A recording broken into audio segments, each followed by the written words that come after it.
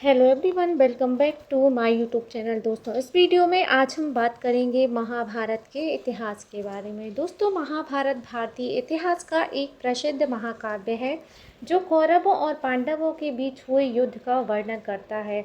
यह युद्ध कुरुक्षेत्र के मैदान में हुआ था और इसे महाभारत युद्ध या कुरुक्षेत्र युद्ध के नाम से जाना जाता है। महाभारत भारत का एक प्रमुख काव्य ग्रंथ है जो स्मृति के इतिहास वर्ग में आता है। इसे भारत भी कहा जाता है। यह काव्य ग्रंथ भारत का अनुपम धार्मिक, पौराणिक, ऐतिहासिक और दार्शनिक ग्रंथ है। विश्व का सबसे लंबा यह साहित्यिक ग्रंथ भी है। दोस्तों, महाभारत का युद्ध वीर महाभारत द्वापर युग में भाइयों के मध्य संपत्ति के लिए लड़ा गया युद्ध था। एक ओर धृतराष्ट्र और गांधारी के 100 पुत्र कौरव थे, वहीं दूसरी ओर पांडु और कुंती तथा माद्री से उत्पन्न 5 पुत्र पांडव थे। कौरवों का पक्ष अधर्म का था एवं पांडवों का पक्ष धर्म का था। ऐसा माना जाता है कि कौवे रूप में ऋषि काकभूषुंड को भगवान शिव के समय यात्रा का वरदान दिया था और इस तरह उन्होंने अलग अलग ब्रह्मांडों में 16 बार महाभारत देखा और अलग अलग परिणाम देखे। इसी तरह से उन्होंने रामायण को भी 11 बार देखा। साथ ही साथ महाभारत की शुरुआत कुरुवंश में सत्ता के लिए संघर्ष और पारिवारिक सलाह से हुई। यह कहानी 2 चचेरे भाइयों की है, कौरवों और पांडवों के लिए सिंहासन के लिए लड़ी गई लड़ाई। महाभारत की कहानी कुरुवंश के राजा शांतनु से शुरू होती है, जिन्होंने सत्यवती से विवाह किया था।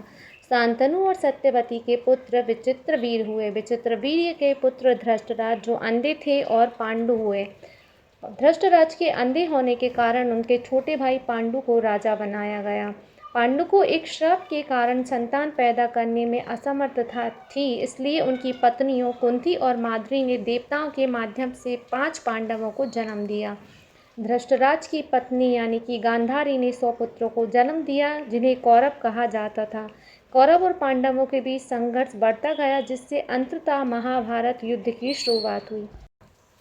द्रौपदी के स्वयंवर में पांडवों की जीत और द्रौपदी से विवाह ने भी संघर्ष को एक ओर से बढ़ावा दिया।